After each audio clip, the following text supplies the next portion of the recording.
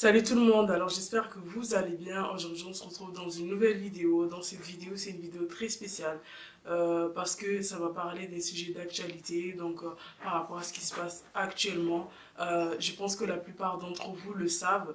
Ceux qui ne le savent pas, vous allez le découvrir dans cette vidéo.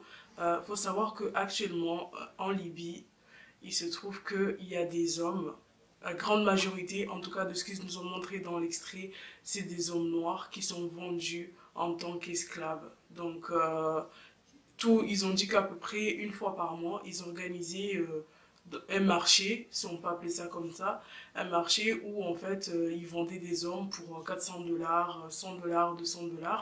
Donc ces hommes ils sont destinés à travailler dans les champs, en tout cas de ce qu'ils nous ont pu nous montrer. Il faut savoir que ce documentaire, enfin les images qu'on a pu avoir parce qu'en fait dans la vidéo c'est en pleine nuit et en fait on voit des hommes et on entend un monsieur qui marchande de façon, c'est comme quand vous allez dans les dans les enchères.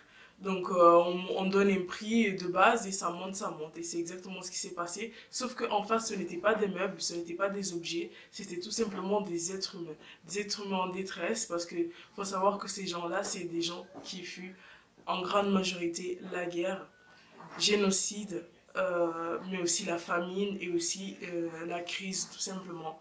Donc je pense que ce qui a le plus outré les gens, c'est surtout ce qu'on peut entendre et voir en face parce que vous savez, il y a plusieurs formes d'esclavage. Il ne faut pas croire que l'esclavage c'est terminé, hein, comme j'ai pu l'entendre. Non, l'esclavage c'est jamais arrêté. C'est tout simplement maintenant on appelle ça l'esclavage moderne. Mais l'esclavage existe toujours. Ça, il faut le savoir. Tout le peuple libyen qui s'est mobilisé pour profiter des gens qui fuient la guerre pour en faire des esclaves. Non, c'est des professionnels, c'est des gens spécialisés dans ça, qui sont dans ce qu'on appelle la criminalité. Donc, c'est des gens qui profitent de cette détresse pour les vendre et en faire tout simplement des esclaves.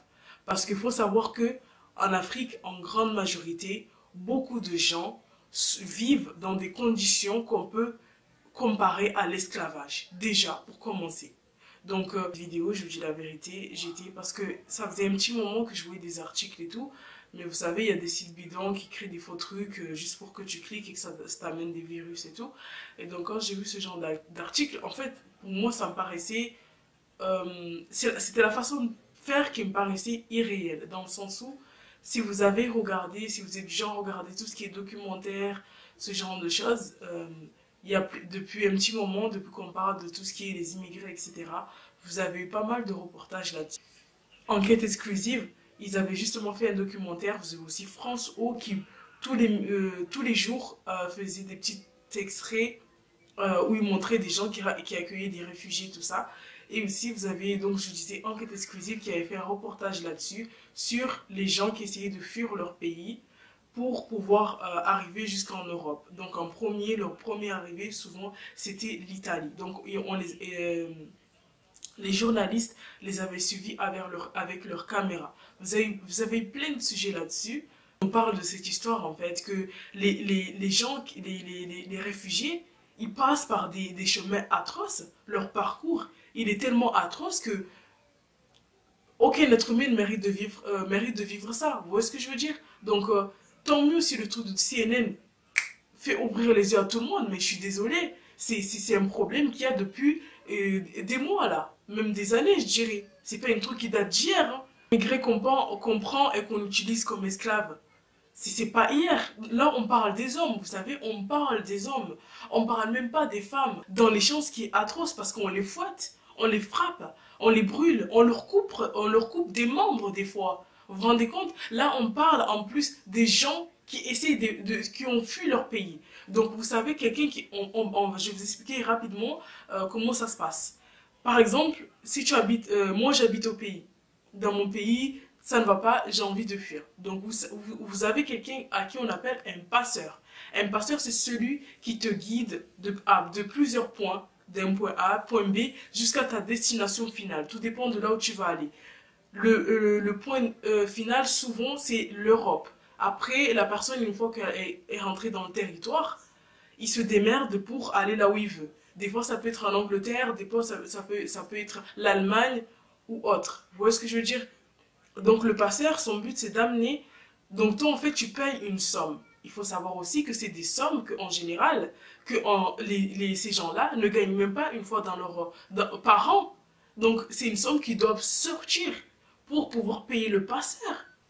Moi, j'estime qu'à ce moment-là, une personne, dès qu'il paye le passeur, il devient, entre guillemets, il est entre ses mains, donc c'est le passeur qui le prend en charge, parce que c'est des gens qui ne voyagent quasiment pas la plupart du temps, donc qui ne savent même pas, qui ne connaissent pas le chemin. Donc le passeur, il peut en faire ce qu'il veut.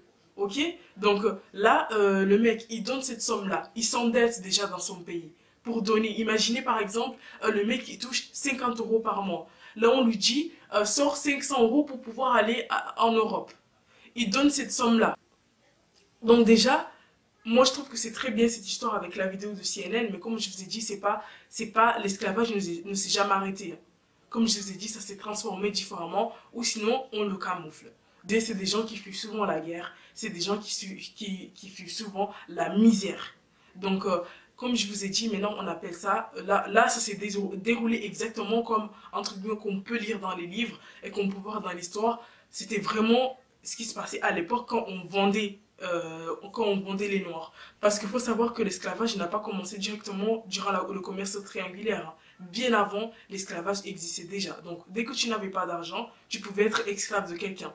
Tu faisais une bêtise, tu volais, tu pouvais être esclave de quelqu'un. Donc, c'est un problème qui existe depuis bien avant. C'est un problème qui existe depuis des siècles et des siècles. Mais là, ce qui s'est passé, c'est les gens profitent de la faiblesse des autres pour leur propre bien-être. Bon, on ne veut pas qu'ils restent dans leur pays et qu'ils règlent le problème là-bas. Sauf que les gens, ce qu'ils ne savent pas, c'est que c'est dans les pays développés qui font que tous ces pays sous-développés et en détresse fuient leur pays pour aller ailleurs.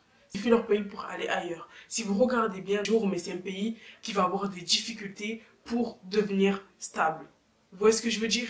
Donc, parce que toutes les richesses, la grande majorité, les grandes richesses se trouvent là-bas, donc tout le monde les veut. Donc un pays qui détient beaucoup de richesses, on ne fera jamais en sorte qu'il soit stable. Donc on ne fera que des choses pour le détruire. Prenez soin de vous et je vous dis à très bientôt. Bye.